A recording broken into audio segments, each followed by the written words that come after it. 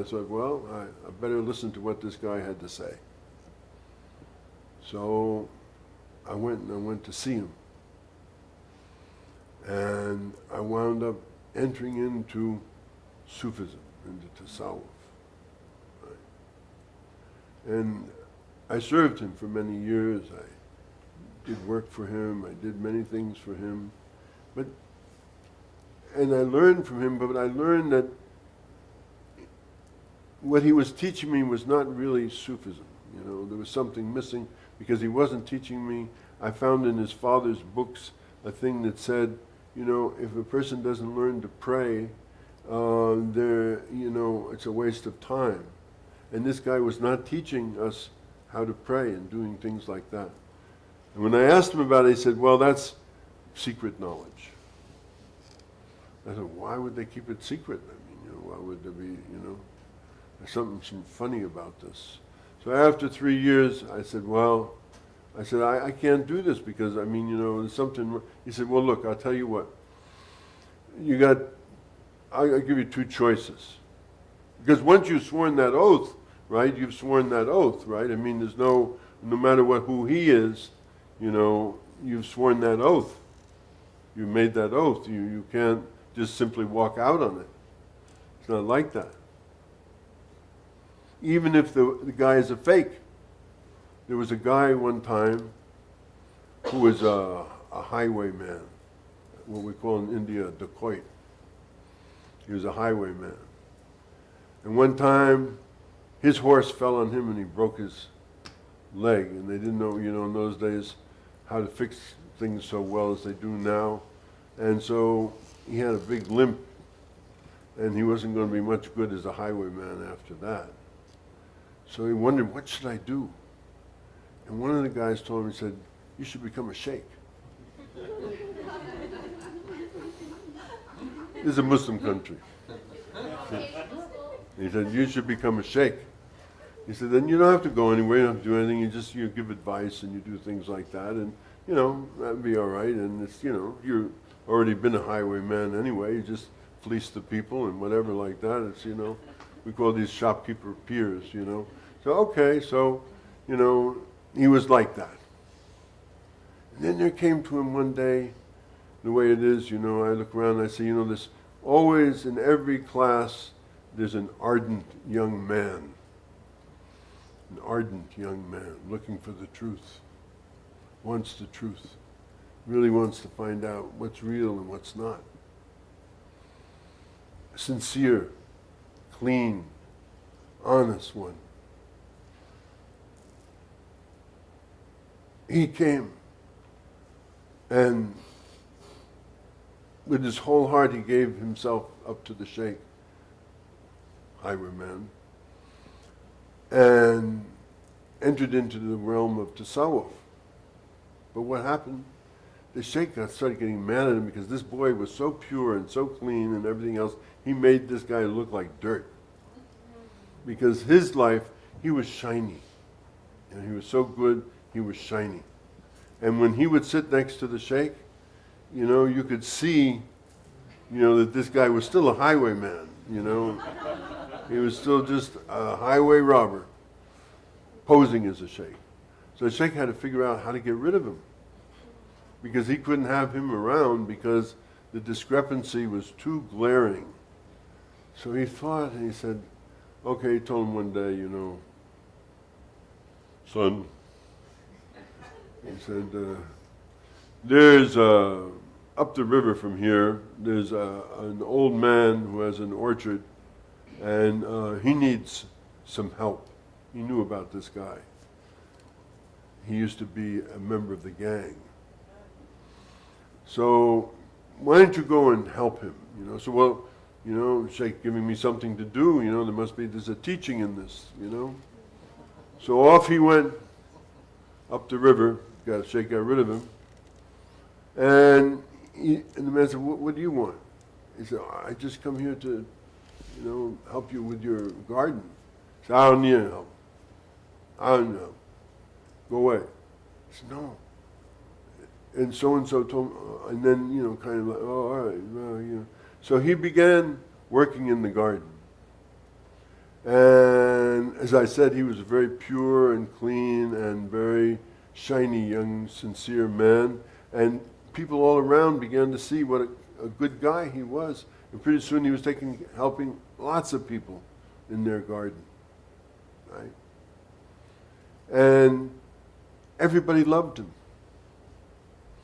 And at this time, in the hidden government, in the Hukum al-Bataniya, one of the holy people of the walis of Allah died.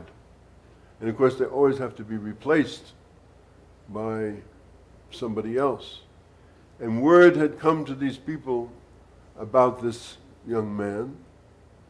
So they sent an emissary to this young man, and they came to him, and they took him.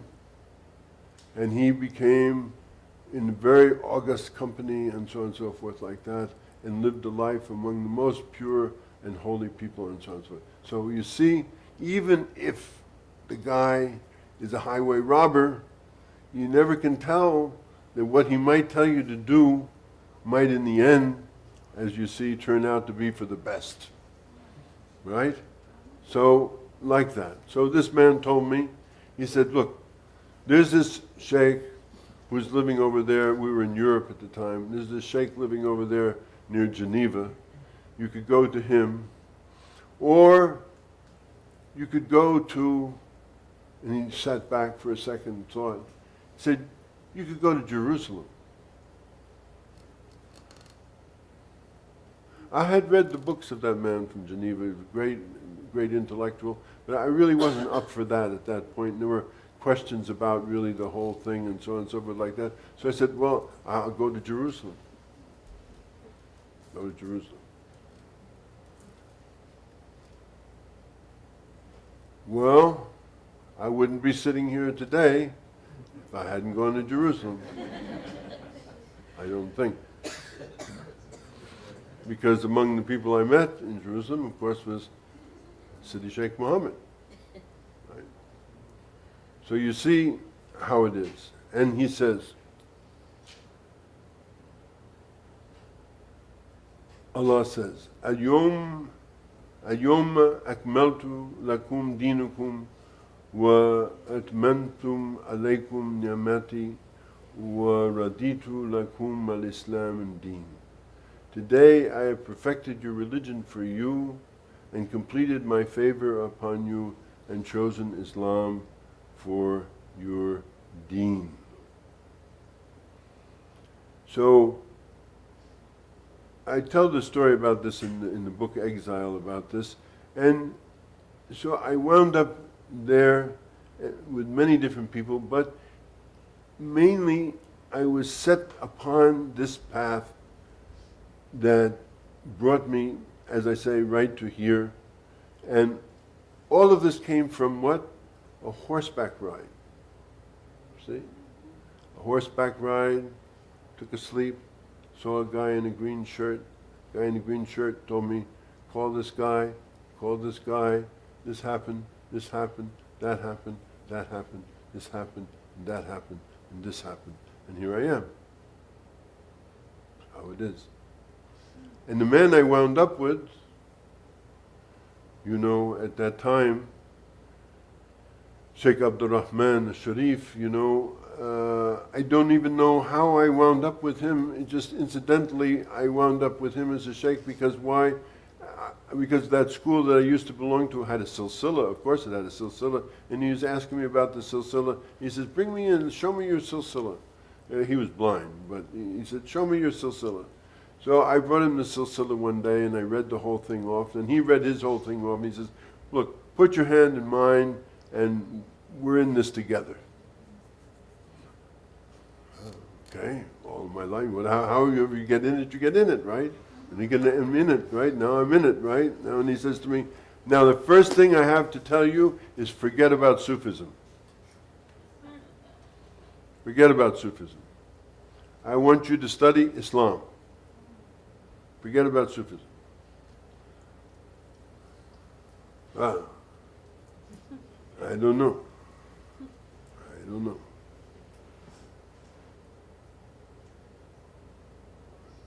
how to understand how that works, then where will you learn about Islam? I said, well, where I could learn about Islam, Mecca. Mecca, that's the center of all this. So I'll go to Mecca. I'll learn about Islam. So after some years in getting it together, I wind up in Mecca. But there were Wahhabis in Mecca, in the school. And I'm listening to these guys day after day, and they're saying these things.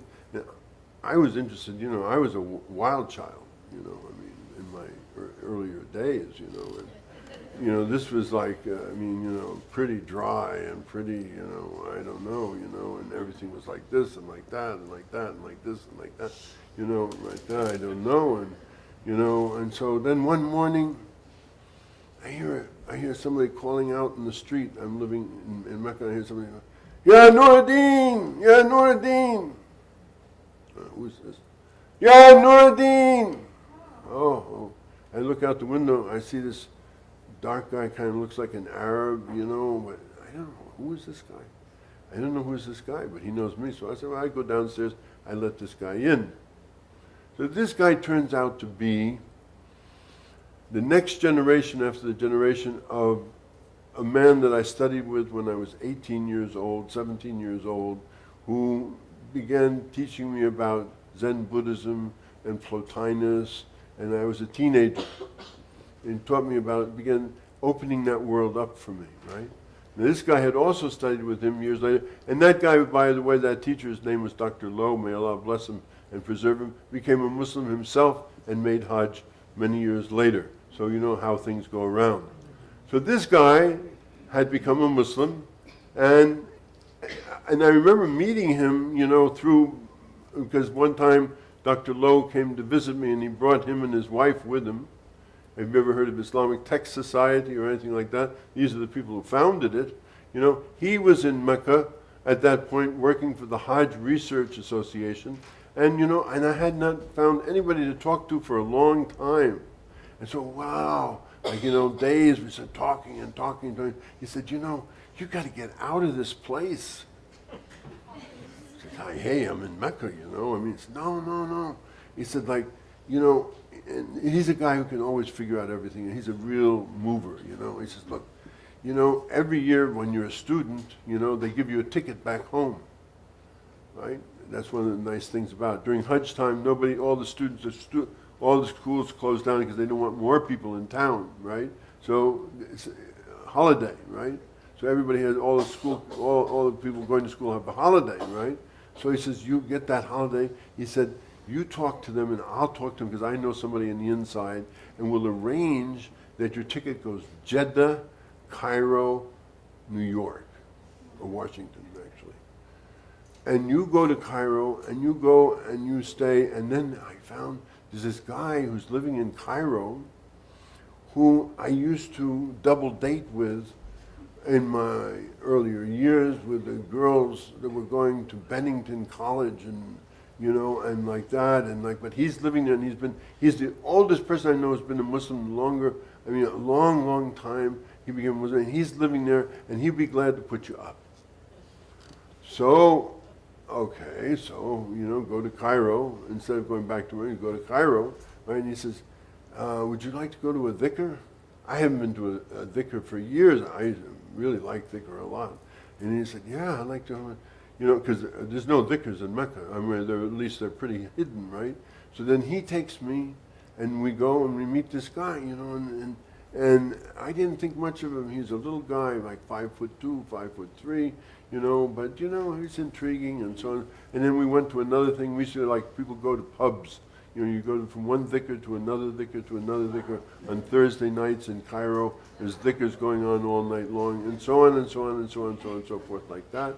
All of this, like that, like this, and like that, went on and on like that until, okay, and then, I began to shift, from there to there, and so on and so forth, and then it turns out, so many things happened, but many, many, many years later, it turns out, and now I'm back in America and I'm running a school, and so on and so forth like that. And this man is coming to America, and he's an educator, he's a professor at Azhar, and so we want to invite him to come. So we invite him to come to the school, and he comes to the school, he's going to come to the school, and like that, and I go to put him in the hotel at night, you know, and we always put the teachers in a really nice hotel. We stay at Motel 6, right, because, you know, Motel 8, whatever, 6, 8, you know, whatever it was, right, and he said, well, where are you staying? I said, well, I'm staying in Motel 8, Motel 6, I think it was really. Anyway, he said, well, why are you staying there and I'm staying here? I said, well, you're the teacher. He says, well, you know, is there 2 beds? You know, I said, yeah. He says, cancel this thing. You know, I mean, you know, it was like, you know, really nice place. He said, cancel. I said, wow, this is a good guy, you know, I mean, you know, there's something about, you know, I mean, you know, because often when people come, you know, they like, you know, I'm the teacher and I get the first class and all like this, and, you know, you know, we're just flunkies, you know, we're there like Saleh, you know, people like that, you know, we're here to serve you, Sidi. You know, we're here to serve you, and we were, and that's what we were there for. But anyway, like that, and then we're driving in the car, and he tells me, you know, you know, this, no, the other one, Sidi Ahmed, is, what's it, Sidi Ahmed Bedoui.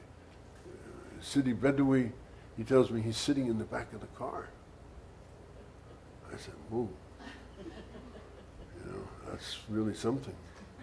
You know, he's a very great, I mean, people visit, 2 million people visit him on his birthday every year. I mean, there's almost as many people make Hajj. They go to visit him. All the trains in Egypt during that period of time, they run to the city called Tanta, you know, just to visit Sidi Ahmed Bedoui, you know, because he's a really, you know, and the people just, you know, and anyway like that, and he was his mother's, you know, in line, and he said, well, he's sitting in the back seat. I said, wow, this is a good car drive, you know, and then we go a little bit further, and he says, no, he says, now Sidi Abu Hassan al-Shadhili is sitting on the other side next to him. I said, whoa, you know, this is really getting good, you know, I mean, you can't imagine how nice this is, you know, and like we get there, and then I go quick to get his bags, and you know, and I tell him, you go around the front door, and I go grab his bags to take his bags into the room that he's staying in, and I run, go to the front, and I go to the front door, and I open the door, and I see this hand coming in the door. Remember the poem I read you the other day? You know, blessed be that hand, blessed be that hand, and blessed be that heart. Blessed be that hand, and blessed be that heart. Because it, I was dead, and he gave me life. I don't know what I was doing, just living my life on this thing. This man came and took me into the world of the living. So you see how that's how it goes, and all of you, I'm sure, have a story like that. But unless you find that person who takes you by the hand and takes you out of that and takes you into that, you're lost. That's why. So we talk about why. This is why. Like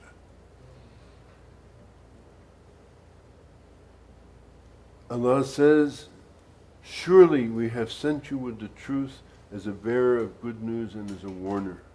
And there is not a nation but a warner has passed on it. This they come.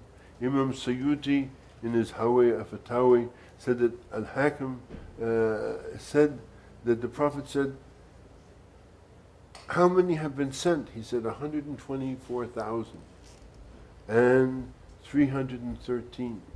And if you go back in India,